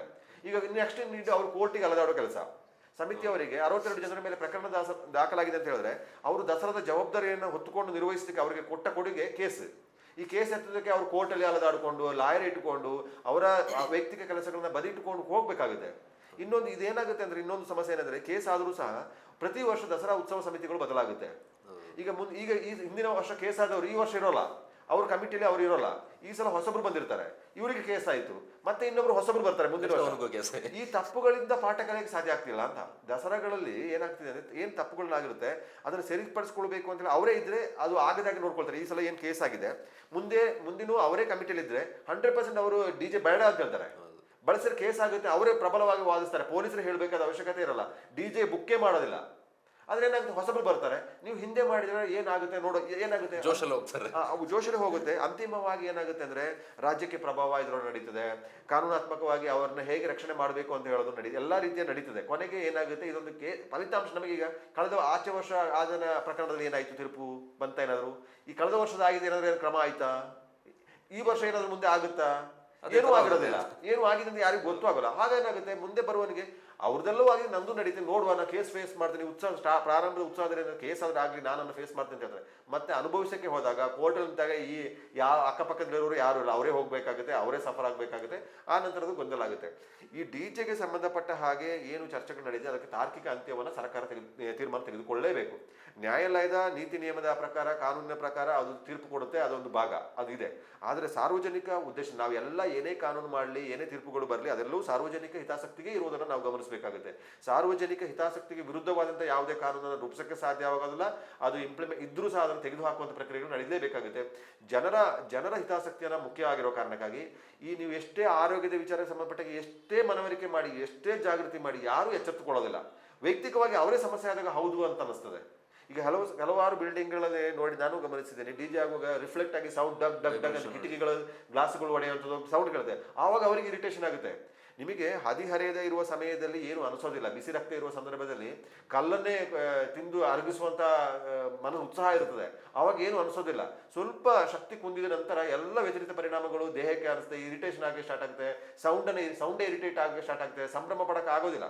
ಅಥವಾ ಇನ್ನೂ ಹೆಚ್ಚು ಅಂತ ಹೇಳಿದ್ರೆ ಮದ್ಯದ ವ್ಯಸನಿಗಳಾಗಿ ಅಥವಾ ಮದ್ಯ ಹೆಚ್ಚು ಪಾನಮತರಾಗಿ ಡ್ರಗ್ಸ್ ಸೇವನೆ ಮಾಡಿ ಈ ಮತ್ತಿನಲ್ಲಿ ಇರುವವರಿಗೆ ಅದು ಸಂಭ್ರಮ ಅನಿಸ್ಬೋದು ಅಷ್ಟೇ ವಿನಃ ಸಾಮಾನ್ಯವಾಗಿರುವಂಥ ಅಥವಾ ಸಹಜವಾಗಿರುವಂಥ ಯಾರಿಗೂ ಇದು ಖುಷಿ ಕೊಡುವಂಥ ವಿಷಯಗಳು ಆಗ್ತಾ ಇಲ್ಲ. ಹಾಗಾಗಿ ಇದರ ಬಗ್ಗೆ ಹೆಚ್ಚು ಬೇರೆ ಯಾರೂ ಆಗೋಲ್ಲ. ಸರ್ಕಾರವೇ ಅಥವಾ ಒಂದು ಸಮಿತಿ ರಚನೆ ಮಾಡಿ ಸಾರ್ವಜನಿಕ ಕಾರ್ಯಕ್ರಮಗಳಲ್ಲಿ ಈ ಡಿಜೆ ಬಳಕೆ ಸಂಬಂಧಪಟ್ಟ ಏನೇನು ಮಾಡಬೇಕು ಅಂತ ಹೇಳುವಂಥ ಒಂದು ತೀರ್ಮಾನವನ್ನು ಅಂತಿಮ ತೆಗೆದುಕೊಳ್ಬೇಕು. ಅದು ಮಡಿಕೇರಿಗೂ ಅನ್ವಯ ಆಗುತ್ತೆ, ಗೋಣಿಗೊಪ್ಪಗೂ ಅನ್ವಯ ಆಗುತ್ತೆ, ಎಲ್ಲ ಊರುಗಳಿಗೂ ಸಹ ಅನ್ವಯ ಆಗಬೇಕು. ನಾವು ಯಾವುದೋ ಒಂದು ವಿಚಾರಕ್ಕೆ ಯಾವುದೋ ಒಂದು ಜಿಲ್ಲೆಗೆ ಹೋಗಿದಾಗ ಇಲ್ಲೆಲ್ಲ ನಿಷೇಧ ಅಂತ ನಾವು ಇಷ್ಟೆಲ್ಲ ಸುದ್ದಿ ಮಾಡಿ ಚರ್ಚೆ ಮಾಡಿದ್ರೆ ಅಲ್ಲಿ ಹೋದ್ರೆ ಸೌಂಡ್ ಕೇಳಕ್ಕಾಗೋಲ್ಲ. ಇನ್ನೊಂದು ಧಾರ್ಮಿಕ ಹಬ್ಬದ ಆಚರಣೆ ಸಂದರ್ಭದಲ್ಲಿ ಸೌಂಡ್ ಅಂದ್ರೆ ಅದು ಅಲ್ಲಿ ಹತ್ರ ನಿಲ್ಲಕ್ಕಾಗೋದಿಲ್ಲ, ಅಕ್ಕಪಕ್ಕದಲ್ಲೇ ನಿಲ್ಲಕ್ಕಾಗೋಲ್ಲ, ಅಷ್ಟು ಮಟ್ಟದ ಸೌಂಡ್ ಹಾಕಿದ್ರು. ಅಥವಾ ಆ ಸೌಂಡ್ ಹಾಕಿದ್ರಿಂದ ಏನು ಸಾಧಿಸಕ್ಕೆ ಏನಿದೆ ಅಂತ ಅನಿಸ್ತಾ ಇತ್ತು. ಏನು ಅಲ್ಲಿ ಯಾರು ಕುಣಿತಾ ಇಲ್ಲ, ಯಾರು ಏನು ಮೆರವಣಿಗೆ ಹೋಗ್ತಿರೋದು ಸೌಂಡ್ ಅಂತಾರೆ. ಆ ಸೌಂಡ್ ಹಾಕಿದ ಉದ್ದೇಶವೇನು ಗೊತ್ತಿಲ್ಲ, ಕರ್ಕಶವಾದ ಸೌಂಡ್ ಅಲ್ಲಿ ಹತ್ರ ನಿಲ್ಲಕ್ಕಾಗೋದಿಲ್ಲ. ಆದ್ರೆ ನನಗೆ ಆಗ ಅನಿಸ್ತು, ಅವರಿಗೆ ಅದು ಅನಿಸೋದಿಲ್ಲ. ಯಾಕಂದ್ರೆ ಅದೊಂದು ಚಾಲೆಂಜ್ ಅಲ್ಲಿ ಅವರು ಬಳಸ್ತೀವಿ, ನಾವು ಬಳಸ್ತೀವಿ, ನಾವು ಅಬ್ಬರಿಸ್ತೀವಿ ಅಂತ ಹೇಳುವಾಗ ಏನು ಯಾರು ಚಾಲೆಂಜ್ ಮಾಡಿ ಏನು ನೆಮ್ಮದಿ ಏನಿದೆ ಅದರಲ್ಲಿ? ಏನೇನೂ ಇಲ್ಲ, ನನಗೇನು ಕಾಣಲಿಲ್ಲ, ನನಗೆ ಬೇಡ ಅಂತ ಅನಿಸ್ತಾ ಇತ್ತು. ಅಲ್ಲಿ ಆವಾಗ ಅನಿಸ್ತದೆ, ನಿಜ ಅಲ್ಲ, ನಮ್ಮ ಜಿಲ್ಲೆಯಲ್ಲಿ ನಾವು ಇದನ್ನು ಸಣ್ಣ ಇದಕ್ಕಿಂತ ಎಷ್ಟೋ ಪಟ್ಟು ಕಮ್ಮಿ ಇದೆ, ಆದರೂ ನಾವು ಇದೆ ಅದೇ ಕರ್ಕಸ ಅದೇ ಸೇರಿಲ್ಲ ಅಂತ ಹೇಳುವ ಡಿಸ್ಕಷನ್ ಮಾಡ್ತೀವಿ. ಇಲ್ಲಿ ಬಂದು ನೋಡಿದ್ರೆ ಈ ಥರ ಇದೆಲ್ಲ ಅಂತ ಅನಿಸ್ತು. ಅದರ ಬಗ್ಗೆ ಸರ್ಕಾರವೇ ಒಂದು ತಾರ್ಕಿಕ ಅಂತ್ಯವನ್ನು ಮಾಡಬೇಕು. ಧ್ವನಿವರ್ಧಕದ ಬಳಕೆ ಬಗ್ಗೆ 100% ಜಾತಿ ಧರ್ಮ ಎಲ್ಲವನ್ನ ಬದಿಗಿಟ್ಟು ಸ್ಪಷ್ಟವಾದ ತೀರ್ಮಾನ ತೆಗೆದುಕೊಳ್ಬೇಕು. ಏನು ಚರ್ಚೆ ಆಗ್ತಿದೆ ಅದಕ್ಕೆ ಅವಕಾಶ ಕೊಡಬಾರ್ದು. ಸಹಜವಾಗಿ ಸಾಕಷ್ಟು ಪ್ರಶ್ನೆಗಳು ಇದರೊಳಗಿದೆ. ಆಗ ಸರಿ ತಪ್ಪುಗಳ ಬಗ್ಗೆ ವಿಮರ್ಶೆ ಮಾಡೋಕ್ಕಾಗೋದಿಲ್ಲ. ಒಂದು ದಸರಾದಲ್ಲಿ ಬಳಕೆ ಮಾಡೋಕೆ ನಿಷೇಧ ಮಾಡಿದಾಗ ನೀವು ಯಾಕೆ ಗಣಪತಿಯಲ್ಲಿ ಕೊಟ್ರಿ ಅಂತ ಕೇಳೋದು, ಕುಶಾಲನಗರದಲ್ಲಿ ಗಾಡಿನ ಅರೆಸ್ಟ್ ಮಾಡಿದಾಗ ಅಲ್ಲಿ ಅರೆಸ್ಟ್ ಆಯಿತು, ವಿರಾಜಪೇಟೆ ಯಾಕೆ ಬಿಟ್ರಿ ಅಂತ ಕೇಳೋದು. ಅದು ಇಲ್ಲಿ ಮಡಿಕೇರಿ ದಸರಾ ಬಗ್ಗೆ ಯಾರು ಹೇಳ್ತಿರು, ಕುಶಾಲನಗರದ ಪೊಲೀಸರನ್ನ ಕಳಿಸಿ ಅವ್ರ ಕ್ರಮ ತೆಗೆದುಕೊಳ್ತಾರೆ ಅಂತ. ಆಗ ಏನಾಗುತ್ತೆ, ಅವರವ್ರ ನಡುವೆನೆ ಕಾನೂನು ಎಲ್ಲರಿಗೂ ಒಂದೇ ಆಗ್ಬೇಕಲ್ಲ, ತಾರತಮ್ಯ ಧೋರಣೆ ಅದನ್ನ ಅನುಷ್ಠಾನ ತೆಗೆದುಕೊಂಡು ಬರುವವನ ಮೇಲೆ ಕಾನೂನು ಅಲ್ಲ, ಕಾನೂನು ಎಲ್ಲರಿಗೂ ಒಂದೇ ಆಗ್ಬೇಕು. ಪ್ರಶ್ನೆ ಮಾಡಿದಾಗ ಕಾನೂನು, ಪ್ರಭಾವ ಬೀರಿದಾಗ ಕಾನೂನು ಇಲ್ಲ, ಈ ತರ ಆಗ್ಲೇಬಾರದು. ಎಲ್ಲರಿಗೂ ಒಂದೇ ರೀತಿ ಆಗಬೇಕಾಗುತ್ತೆ.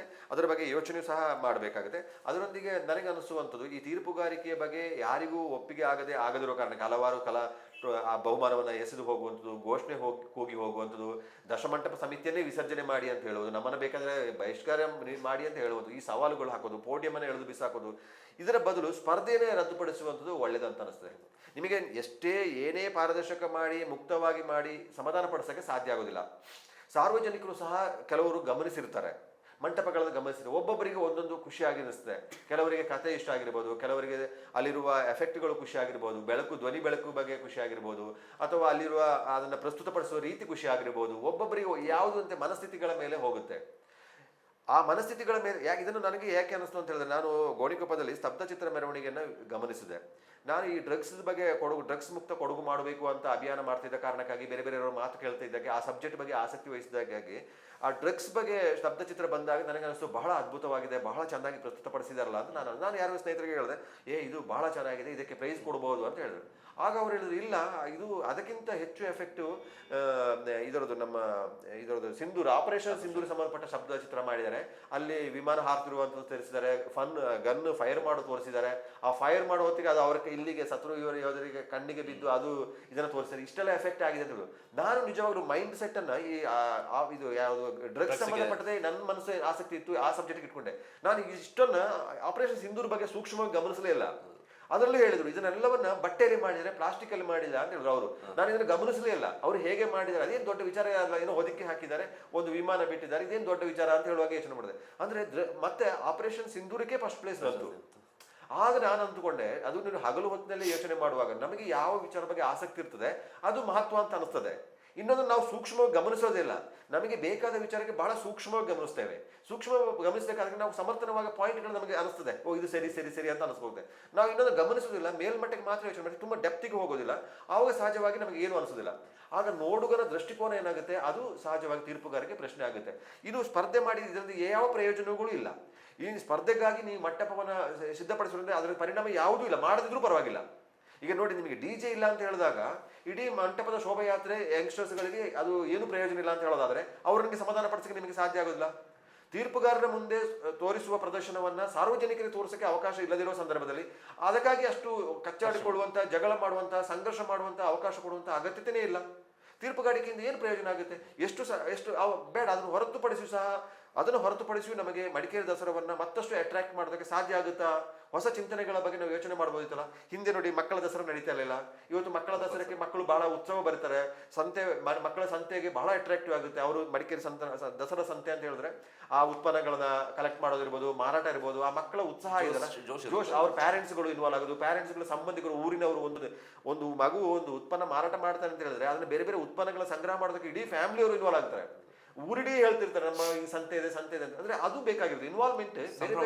ಬೇರೆ ಬೇರೆ ವಲಯದವ್ರನ್ನ ಟಚ್ ಮಾಡುವುದು. ಈಗ ಮಹಿಳಾ ದಸರಾ ಮಾಡಿ ಮಹಿಳೆಯರಿಗೆ ಒಂದು ಅವಕಾಶ ಕೊಡುವಂಥದ್ದು ಇರೋದು, ಅದು ಸಹ ಒಂದು ಒಳ್ಳೆ ಸೇರ್ಪಡೆ.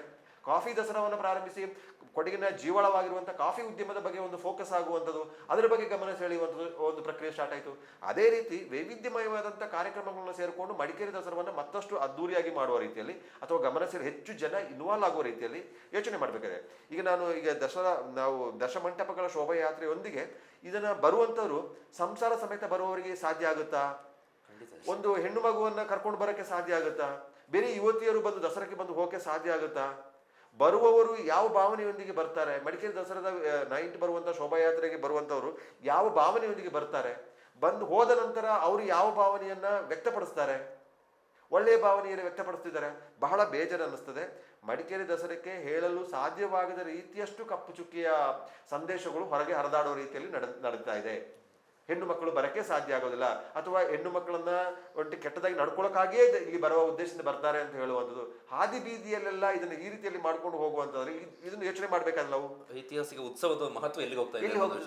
ಎಷ್ಟೋ ಜನ ಹೇಳಿದ್ರೆ, ನಾವೇ ಎಲ್ಲ ಒಂದು ನೋಡಿದೆ, ನಾನು ವಿಡಿಯೋ ನೋಡಿದೆ, ನಾವು ಸಾಕಷ್ಟು ಜನರನ್ನ ಪುಂಡಾಟ ನಡೆಸಿದವನ್ನ ಹಿಡಿದು ಪೊಲೀಸರಿಗೆ ಒಪ್ಪಿಸಿದ್ವಿ, ಕ್ರಮ ತೆಗೆದುಕೊಳ್ಳಕ್ಕೆ ಪೊಲೀಸರಿಗೆ ಒಪ್ಪಿಸಿದ್ವಿ ಅಂತ ಹೇಳ್ತಾರೆ. ಪೊಲೀಸರು ಏನು ಕ್ರಮ ತೆಗೆದುಕೊಳ್ತಾರೆ? ಒಂದೆರಡು ಬಾರಿಸ್ತಾರೆ, ಒಂದು ಪಿಟಿ ಕೇಸ್ ಏನೋ ಹಾಕಿರ್ತಾರೆ, ಹೋಗ್ತಾರೆ. ಯಾರು ತೊಂದರೆಗೊಳಗಾದವರು ಬಂದು ದೂರು ಕೊಡ್ತಾರ?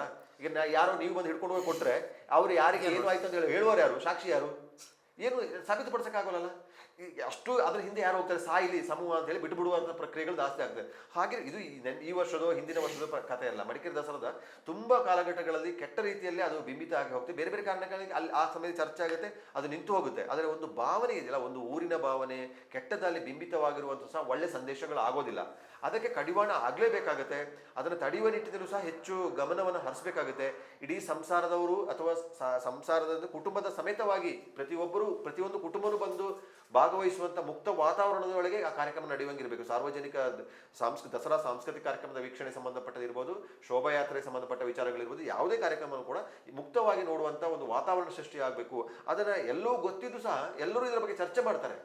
ಇದು ನಡೆಯದ ಹಾಗೆ ಏನೇನು ಮಾಡ್ಬೋದು ಅಂತ ಹೇಳೋದನ್ನ ಯೋಚನೆಗಳನ್ನು ಯಾರೂ ಮಾಡೋದಿಲ್ಲ.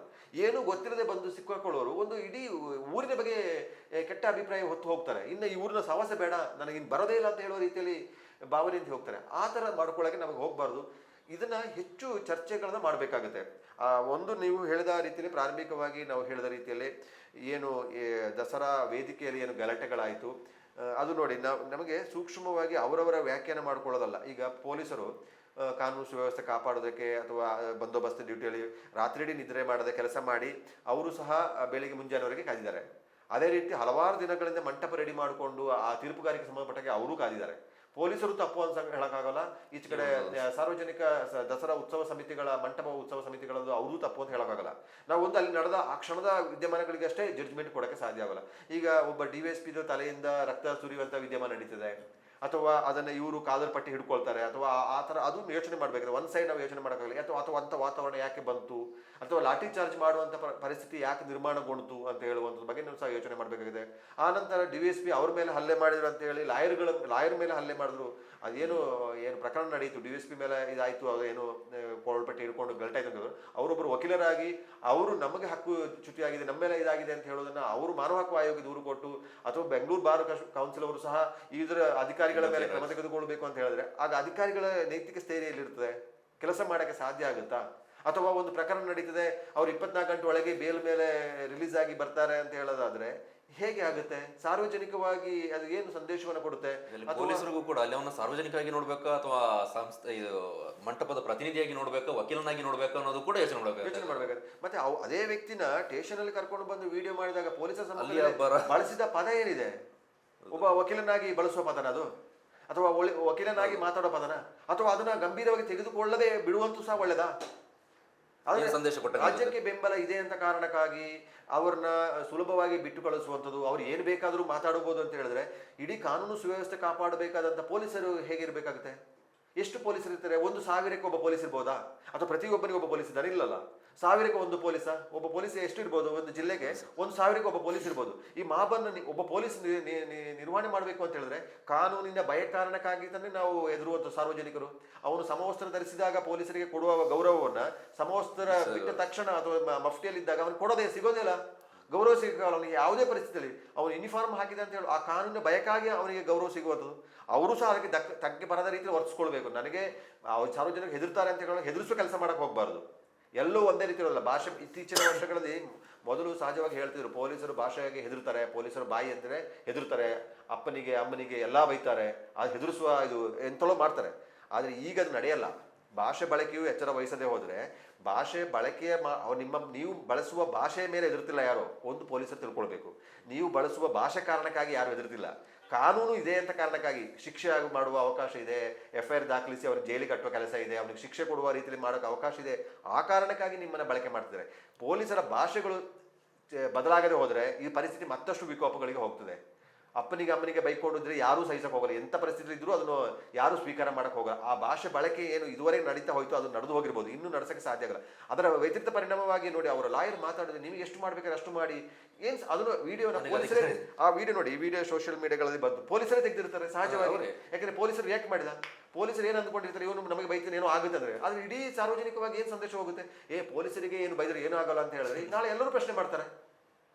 ಎಲ್ಲರೂ ಈಗ ಪ್ರಶ್ನೆ ಮಾಡ್ತಾರಲ್ಲ, ಯಾರಿಗೂ ವಿಶೇಷವಾದ ಹಕ್ಕು ಇಲ್ಲ ಅಂತ ನಾವು ಹೇಳ್ತೀವಿ. ಕಾನೂನು ಎಲ್ಲರಿಗೂ ಒಂದೇ ಅಂತ ಹೇಳ್ತೀವಿ. ಇಲ್ಲಿ ನೋಡಿದ್ರೆ ಜಡ್ಜ್ಗಳಿಗೆ ಪ್ರಿವಿಲೇಜ್ ಬೇರೆ ಇದೆ, ಲಾಯರ್ಗಳಿಗೆ ಪ್ರಿವಿಲೇಜ್ ಬೇರೆ ಇದೆ, ಪತ್ರಕರ್ತರಿಗೆ ಬೇರೆ ಪ್ರಿವಿಲೇಜ್ ಇದೆ, ಬೇರೆ ಬೇರೆ ಥರ ಎಲ್ಲರೂ ಪರಾಕಿ ಹೋಗ್ತಿದ್ವಿ. ಕಾನೂನು ಬಳಕೆ ಹಿಂಗೆ ಆಗೋಲ್ಲ, ಸಂದೇಶ ಕೊಡ್ತದೆ. ಅದರ ಬಗ್ಗೆ ಆ ಕ್ರಮದ ಬಗ್ಗೆ ಏನು ವಿದ್ಯಮಾನ ನಡೆಯಿತು ಅದನ್ನು ಇಟ್ಟುಕೊಂಡು ಒಂದು ಪಾಠ ಅಂತ ಅಂದ್ಕೊಂಡಾದ್ರು ಏನೆಲ್ಲ ನಡೀತು, ತಕ್ಷಣ ಒಂದು 15 ದಿನದೊಳಗೆ ಒಂದು ಸಭೆ ಕರೆದು ಎಲ್ಲ ಸಾರ್ವಜನಿಕ ಪ್ರಮುಖರು ಕರೆದು ಈ ದಸರಾ ಉತ್ಸವದ ಒಳಗಿರುವಂತೆಲ್ಲ ಕರೆದು ಸಾಧಕ ಬಾಧಕಗಳ ಬಗ್ಗೆ ಈಗ ಚರ್ಚೆ ನಡೀಬೇಕಾಗುತ್ತೆ. ಮುಂದೆ ನೆಕ್ಸ್ಟ್ ಬರುವ ದಸರಾಕ್ಕೆ ಸೆಪ್ಟೆಂಬರಲ್ಲಿ ಸಿದ್ಧತೆ ಮಾಡ್ಕೊಳ್ಳೋದು, ಸೆಪ್ಟೆಂಬರಲ್ಲಿ ಕಮಿಟಿ ರಚನೆ ಮಾಡೋದು, ಸೆಪ್ಟೆಂಬರಲ್ಲಿ ಅನುದಾನಕ್ಕೆ ಓಡಾಡೋದು, ಇದರಿಂದ ಯಾವ ಪರಿಣಾಮಗಳು ಪ್ರಯೋಜನಗಳಲ್ಲ. ಲೆಕ್ಕಾಚಾರ ಮಂಡಳಿಯಿಂದ ಮಾಡೋದೇ ಇಲ್ಲ. ಕಳೆದ ವರ್ಷ ಲೆಕ್ಕಾಚಾರ ಸರಿಯಿಲ್ಲ ಅಂತ ಹೇಳಿದ್ರೆ ಅದಕ್ಕೆ ಇನ್ನೂ ಉತ್ತರ ಕೊಡೋದು. ಏನೋ ಒಂದು ಕೊಟ್ಟರೆ ಅಧಿಕಾರಿಗಳು ಒಂದು ಆಡಿಟಿಂಗ್ ಮಾಡ್ತಾರೆ, ಸಾರ್ವಜನಿಕವಾಗಿ ಒಂದು ಶೀಟನ್ನು ಎತ್ಕೊಂಡು ಬಂದು ಪ್ರೊಡ್ಯೂಸ್ ಮಾಡ್ತಾರೆ.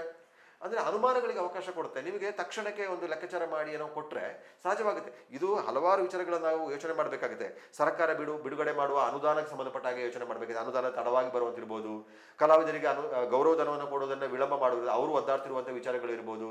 ಇದರ ಸಿದ್ಧತೆಗಳು, ದಸರಾಕ್ಕೆ ಸಿದ್ಧತೆಗಳು ಪ್ರತಿ ವರ್ಷ 15 ದಿನ 1 ತಿಂಗಳು ಒಳಗಿರುವ ಕಾಲಘಟ್ಟಗಳಲ್ಲಿ ಇದರ ಸಿದ್ಧತೆಗಳ ಚರ್ಚೆ ಮಾಡುವ ಬಗ್ಗೆ ಚರ್ಚೆ ಮಾಡಬೇಕು. ಇದರೆಲ್ಲ ನಾವು ಮುಕ್ತವಾಗಿ ಚರ್ಚೆ ಮಾಡುವಂಥ ಅವಕಾಶವನ್ನು ಚರ್ಚೆ ಮಾಡಿದ್ರೆ ಒಂದಿಷ್ಟು ಬದಲಾವಣೆಗಳಿಗೆ ಕಾರಣ ಆಗುತ್ತೆ.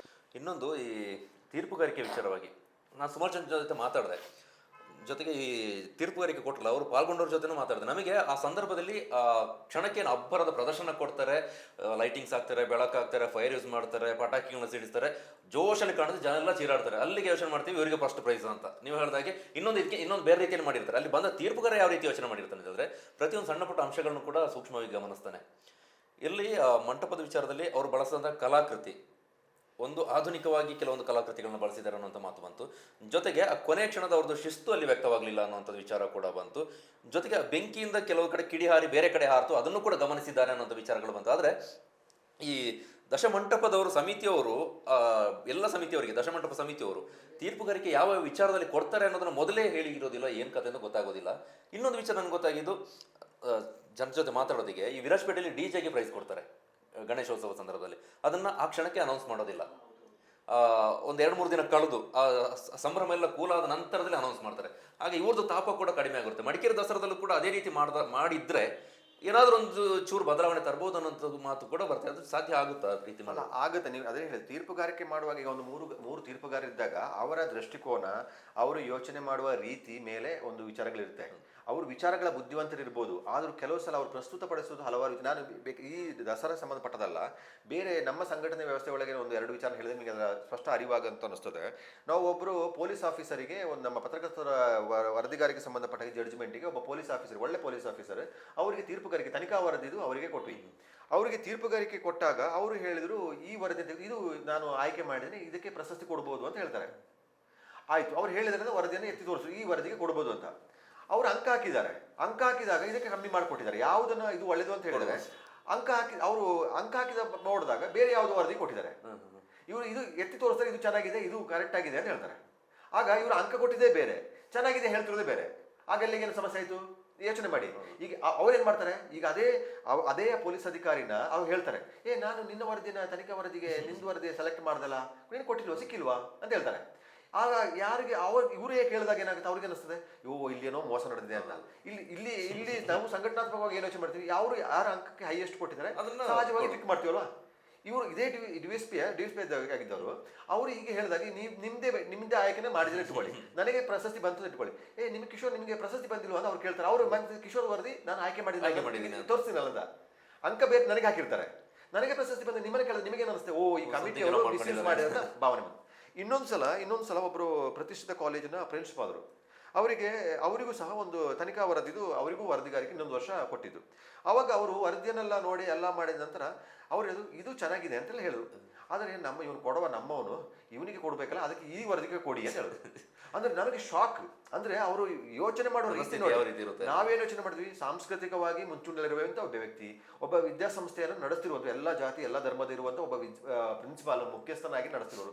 ಅವ್ರು ಯೋಚನೆ ಮಾಡಿದ ರೀತಿ ನೋಡಿ, ಇವನು ನಮ್ಮವನು, ನಮಗೆ ಬೇಕಾಗಿದ್ದವನು, ಇವನಿಗೆ ಕೊಡುವಲ್ಲ ಅಂತ ಹೇಳಿ ಇದನ್ನ ಅವ್ರು ಮುಕ್ತವಾಗಿ ಹೇಳ್ತಾರೆ. ಅವರು ಅಟ್ಲೀಸ್ಟ್ ಅದು ಕದ್ದು ಮುಚ್ಚಿ ಹೇಳಿದ, ಇದಕ್ಕೆ ನಾನು ಮಾರ್ಕ್ ಹಾಕಿದೆ ಅಂತ. ಆಗ ಅಲ್ಲಿ ತೀರ್ಪುಗಾರಿಕೆ ಮುಖ್ಯ ಆಯ್ತಾ, ಅವರ ಆಯ್ಕೆ ಮುಖ್ಯ ಆಯ್ತಾ? ನಾವು ಆಯ್ಕೆ ಮಾಡುವಾಗ ಆ ವ್ಯಕ್ತಿನ ಯಾಕೆ ಆಯ್ಕೆ ಮಾಡಿರ್ತೀವಿ, ಅವರ ಅರ್ಹತೆ ಮೇಲೆ ಇದೆ. ನಾವು DSP ವಿಚಾರನು ಈ ಪ್ರಿನ್ಸಿಪಾಲ್ ವಿಚಾರ ಯಾಕೆ ಹೇಳಿದಂದ್ರೆ, ಇವರಿಬ್ಬರೇ ಅಲ್ಲ, ಬಹುತೇಕ ತೀರ್ಪುಗಾರರು ಈ ತರ ಇರ್ತಾರೆ. ನೀವು ತೀರ್ಪುಗಾರನ ಸ್ಟಡಿ ಮಾಡಕ್ ಸಾಧ್ಯನೇ ಆಗೋಲ್ಲ. ನಾವು ಅಂದ್ಕೊಂಡಿರ್ತೀವಿ, ಅವ್ರು ತೀರ್ಪು ಕೊಟ್ಟ ನಂತರ ಎಡವಿಟ್ಟ ಆಗಿರುತ್ತೆ. ಇನ್ನೊಬ್ರು ತೀರ್ಪುಗಾರರು ನಮ್ಮ ಇದನ್ನು ಕೊಟ್ಟದಾಗ 2 ಅಂಕ ಕೊಟ್ಟಿದ್ರು. ಅಂದ್ರೆ ಅಷ್ಟು ಪತ್ರಕರ್ತರ ಮೇಲೆ ಕೋಪ. ಒಂದು ವಿಶೇಷ ವರದಿಯಿಂದ ಬಂದ್ರೆ ಅಂದ್ರೆ ಅದಕ್ಕೆ ಬಹುಮಾನ ಬರಲ್ಲ ಅಂತ ಇಟ್ಕೊಳ್ಳಿ, ಒಂದು ಅಟ್ಲೀಸ್ಟ್ ಸಮಾಧಾನಕಾರ ಬಹುಮಾನ ಕೊಡ್ಬೋದು. ಅದು 2 ಅಂದ್ರೆ ತೀರಾ ಕಳಪೆ ಇದು ಅಂತ.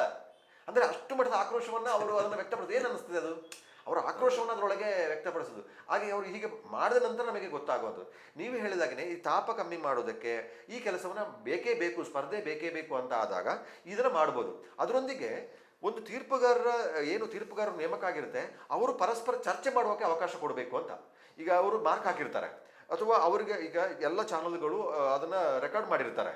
ಒಂದು ಅವರು ಆ ಕ್ಷಣದಲ್ಲಿ ನೋಡಿದ ವಿದ್ಯಮಾನ ಒಂದು, ಅದರೊಂದಿಗೆ ಒಂದು ನೆಕ್ಸ್ಟ್ ಪ್ಲೇ ಮಾಡಿ ತೀರ್ಪುಗಾರರು 3 ಜನ ತೀರ್ಪುಗಾರರು 5 ಜನ ತೀರ್ಪುಗಾರರು ಇದ್ರೆ ಅವರು ಪರಸ್ಪರ ಚರ್ಚೆ ಮಾಡಬೇಕು. ಈಗ ನಾನು ಹೇಳ್ತೀನಿ ಇದಕ್ಕಾಗಿ ನಾನು ಇದನ್ನ ಕೊಡ್ತಾ ಇಲ್ಲ ಅಂತ ಹೇಳುವಾಗ, ಇನ್ನು ಉಳಿದವ್ರು ಹೇಳ್ತಾರೆ, ಇಲ್ಲ ನೀನು ಹೇಳ್ತೀಯ ತಪ್ಪು, ಇದು ಹೀಗಿತ್ತಲ್ಲ ಅಂತ ಮನವರಿಕೆ ಮಾಡಿಕೊಡುವಂತ ಅವಕಾಶಗಳು ಬರುತ್ತೆ. ಈಗ ನಾನು ಇನ್ನೊಂದು ಗಮನಿಸಿದೆ, ಸಮಯ ಪಾಲನೆ, ಸ್ವಚ್ಛತೆಗಾಗಿ ಅಂಕ ಕೊಡೋದು ಅಂತ ಬಂತು. ಯಾವುದೋ ಒಂದು ಪೇಟೆ ಶ್ರೀರಾಮ ಮಂದಿರ ಯಾವಾಗಲೂ ಬೇಗ ಹೋಗಿ ಹೊರಡೋದು, ಅವರಿಗೆ ಕಮ್ಮಿ ಮಾರ್ಕ್ ಕೊಟ್ಟಿದ್ದಾರೆ. ನನಗೆ ಗೊತ್ತಿಲ್ಲ ಯಾಕೆ ಕೊಟ್ಟಿದ್ದಾರೆ ಜಡ್ಜಸ್. ಆದರೆ ಅವರು ಸ್ಪರ್ಧೆಗಿಲ್ಲ, ಯಾವ ವರ್ಷಕ್ಕೂ ಅವ್ರು ಸ್ಪರ್ಧೆಗಿಲ್ಲ. ಆದರೆ ಅವ್ರು ಯಾರೋ ಒಬ್ರು ಸಾರ್ವಜನಿಕರು ಪ್ರಶ್ನೆ ಮಾಡ್ತಿದ್ರು, ಇವರು ಅತ್ಯಂತ ಬೇಗ ಕೊಡೋದು, ನಿಗದಿತ ಅವಧಿಗಿಂತ ಬೇಗ ಹೊರಡೋದೇ ಇವರು. ಯಾಕೆಂದ್ರೆ ದೊಡ್ಡ ಅಲಂಕಾರ ಮಾಡೋದಿಲ್ಲ. ಅವರು ಸಾಂಪ್ರದಾಯಿಕವಾಗಿ ಎಷ್ಟು ಬೇಕು, ಶೋಭಾಯಾತ್ರೆಗೆ ಏನು ಬೇಕು ಅಷ್ಟೇ ಮಾಡೋದು. ಅವರ ಸಮಯ ಪಾಲನೆಯಲ್ಲಿ ಅವ್ರಿಗೆ ಯಾವುದೇ ತೊಂದರೆ ಆಗೋದಿಲ್ಲ. ಸ್ವಚ್ಛತೆ ಬಗ್ಗೆ ಅವರೇನು ಹೆಚ್ಚು ಇದು ಮಾಡೋ ಕಾರಣಕ್ಕಾಗಿ ಪರಿಸರ ಮಾಲಿನ್ಯ ಸಮಸ್ಯೆ ಯಾವುದೂ ಇಲ್ಲ. ಸ್ಪರ್ಧೆಗೆ ಇಲ್ಲ ಅಂತ ಹೇಳುವ ಒಂದೇ ಭಾವನೆ ಇಟ್ಟುಕೊಂಡು ಮಾರ್ಕನ್ನು ತೀರಾ ಕಮ್ಮಿ ಹಾಕಿದಾಗ ಈ ಪ್ರಶ್ನೆಗೆ ಉತ್ತರ ಕೊಡಬೇಕಾಗುತ್ತೆ.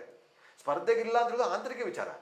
ಸಮಯ ಪಾಲನೆ ಮಾಡಿಯೂ ನೀವು ಸಮಯ ಪಾಲನೆಯಲ್ಲಿ ಅವರಿಗೆ ಕಮ್ಮಿ ಅಂಕ ಕೊಟ್ಟಾಗ ಅವರ ಕಲಾಕೃತಿ ಪ್ರಸ್ತುತಪಡಿಸುವ ರೀತಿ ಚೆನ್ನಾಗಿರ್ಲಿಕ್ಕಿಲ್ಲ, ಅಟ್ರಾಕ್ಟಿವ್ ಆಗಿರ್ಲಿಕ್ಕಿಲ್ಲ, ಕಮ್ಮಿ ಕೊಟ್ಟರೆ ನೀವು ಒಪ್ಕೊಳ್ಬಹುದು. ಸಮಯ ಪಾಲನೆ ಮಾಡಿ ನೀವು ಸಮಯ ಪಾಲನೆಯಲ್ಲಿ ಅಂಕ ಕೊರತೆ ಮಾಡಿದಾಗ ಇದು ಪ್ರಶ್ನೆ ಮಾಡಿದಾಗ ಉತ್ತರ ಕೊಡಕ್ಕೆ ಸಾಧ್ಯವಿಲ್ಲ.